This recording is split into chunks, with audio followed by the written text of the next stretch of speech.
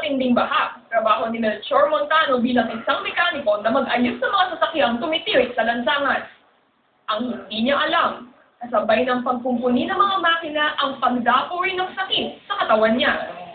Matapos lagnatin ng 5 araw, isinugod si Melchor kahapon sa East Avenue Medical Center, kung saan nalaman niyang tinamaan na pala siya ng sakit ng leptospirosis.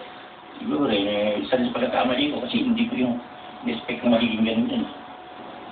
Dahil tagulan, inaasahan na raw ng Department of Health na dadami pa ang mga kaso ng leptospirosis. As of August 21, meron na tayong 59 cases, 7 ang namatay. Kung may magkakaroon tayo ng malaking pagbaha, mga 2 weeks after that, doon natin inaasahan tumaas yung kaso ng lepto. Ang leptospirosis ay isang sakit na idinutulot ng Leptospira bacteria na matatagpuan sa mga hayop tulad ng daga. Tumataas ang mga kaso ng leptospirosis kapag panahon ng pagbaha dahil nakahalo sa tubig baha ang ihi ng mga daga. Ilang sintomas ng leptospirosis ay ang mataas na lagnat na tumatagal ng 4 hanggang 5 araw, pagbaba ng dami ng ihi, pagsusuka, pamumula ng mata, at pananakit ng muscles.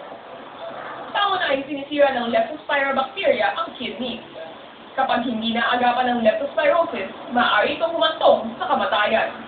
Upang masugpo ang problema ng leptospirosis, pinapayuhan ng DOH ang lahat na huwag magtapon ng basura kung saan-saan.